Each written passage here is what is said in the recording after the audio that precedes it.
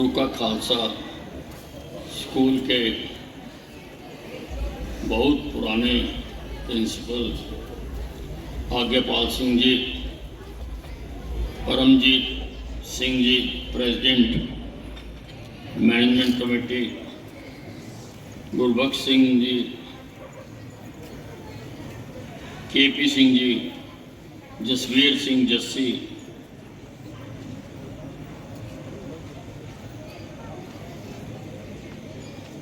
Dimple ji, BS Bindra ji, Sudarshan Sehgal ji, उपस्थित आज के इस कार्यक्रम में सभी देवियों और सज्जनों और छोटे छोटे बच्चों, आज फरूका खालसा हाई स्कूल ने जो पीछे लंबे समय से शिक्षा के क्षेत्र में अपनी सेवाएं देता आ रहा है, आज उन्होंने इंग्लिश मीडियम का प्राइमरी स्कूल खोलकर एक कदम आगे बढ़ाया है। सेवा के वैसे तो बहुत प्रकल्प होते हैं, आदमी को सेवा करनी भी चाहिए, लेकिन स्वास्थ्य और शिक्षा में ये दो महत्वपूर्ण खंड हैं जिनमें सेवा करना बहुत ही उच्च कोटि का काम है। स्वास्थ्य में तो हम लोगों की सेहत का ध्यान रखते हैं, सरकार भी अपने माध्यम से रखती है और बहुत बड़ा जो सामाजिक संस्थाएं हैं वो भी इसमें योगदान देती हैं। ऐसे ही शिक्षा के क्षेत्र में वैसे प्राइमरी दायित्व तो सरकार का है, शिक्षा का भी, स्वास्थ्य का भी, लेकिन प्राइवेट संस्थाओं ने इसमें बहुत बड़ा योगदान दिया है हमारे देश में और हमारे शहर में भी। प्राइवेट संस्थाएं शिक्षा के क्षेत्र में अपनी महत्वपूर्ण भूमिका अदा कर रहे हैं। उसी प्रकार से फरूका खालसा स्कूल भी यहाँ पर शिक्षा देने का काम करता है। मैं ऐसा समझता हूं कि स्कूल केवल शिक्षा देने के केंद्र नहीं है, ये पूर्ण नागरिक बनाने के केंद्र हैं कि किस प्रकार से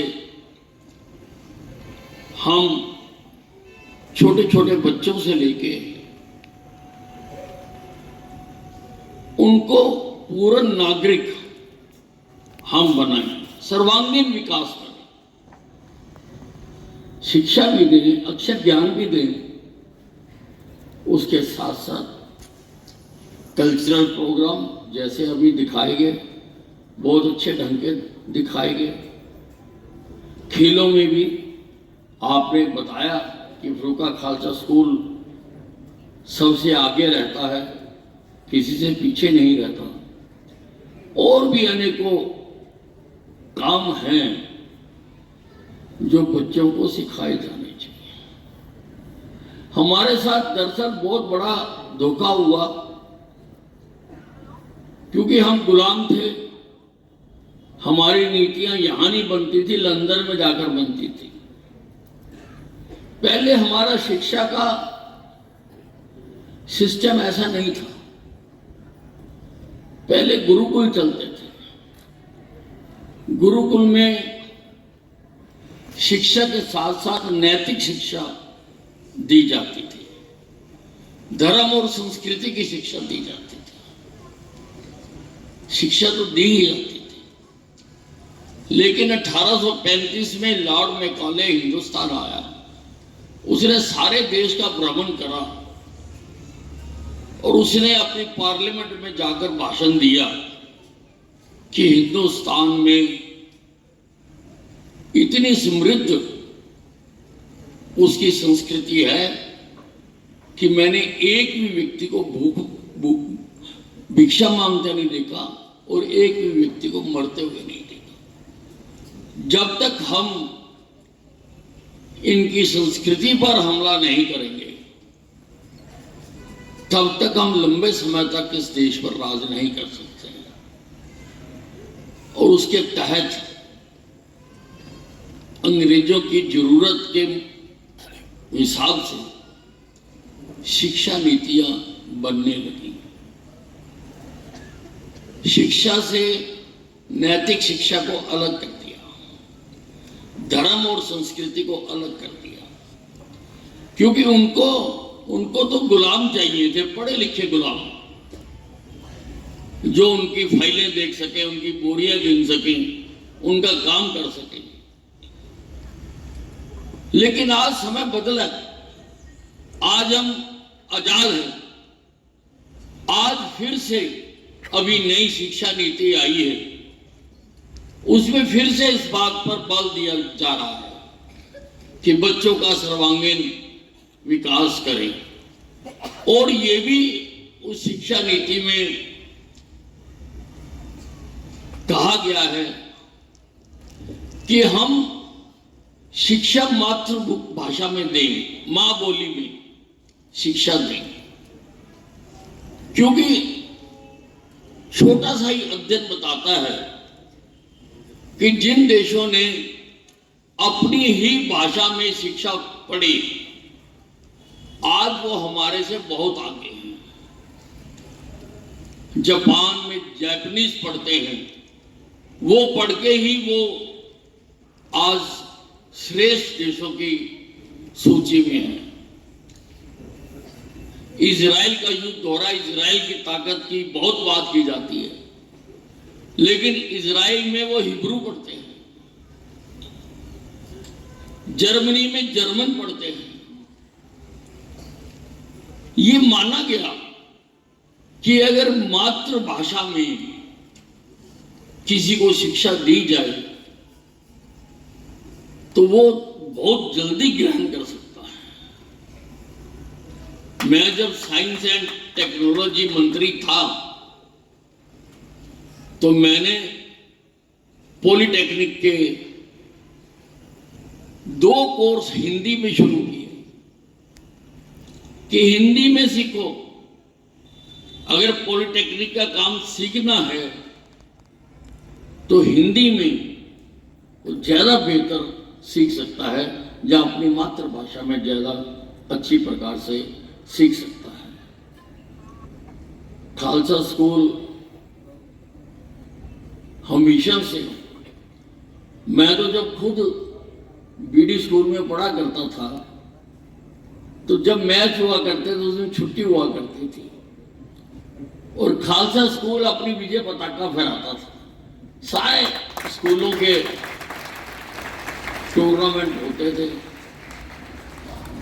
खालसा स्कूल हर दृष्टि से, हर क्षेत्र में अग्रणी स्कूल है, बेहतर स्कूल है। लोगों की नजरों में इसके बारे में धारणा बहुत ठीक है, और जो असली काम है स्कूल का, आने वाले भारत के लिए उन्होंने संकल्प लिया है कि जब आजादी के 100 वर्ष पूरे हो जाए तो हिंदुस्तान विकसित राष्ट्रों की श्रेणी में होना चाहिए। 3 तरह के देश हैं बच्चों। एक विकसित जो भूख से, बीमारी से तड़प रहे हैं, एक विकासशील जैसे हमारा देश है, और एक विकसित जो विश्व में 37 देश हैं विकसित है, जिनमें मूलभूत सभी सुविधाएं दी जा चुकी हैं, जो आज अपनी शक्ति लगा रहे हैं अंतरिक्ष को खोजने के लिए।